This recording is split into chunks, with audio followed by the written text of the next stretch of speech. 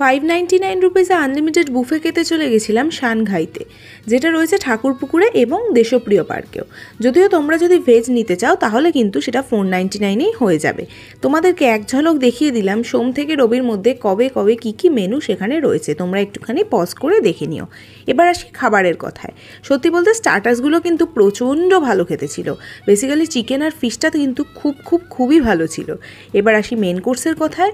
আমি যে চাইনিজের খুব একটা ভক্ত নই সেটা তোমরা সবাই প্রায় জানো, তবু সেখান থেকে দাঁড়িয়েও আমি বলতে পারি ওদের চাইনিজগুলো কিন্তু বেশ ভালো ছিল। মেন কোর্সে যা যা ছিল তার মধ্যে সবথেকে অ্যাট্রাকটিভ আমার লেগেছিল ওদের একটা ফিশের আইটেম ছিল, যেটা সত্যি খেতে খুব ভালো ছিল।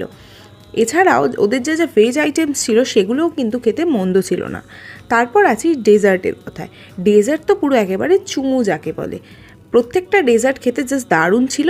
তবে ওদের একটা সন্দেশ টাইপের আইটেম ছিল যেটা প্রায় 6-7টা খেয়ে নেওয়ার মতন, জাস্ট দারুণ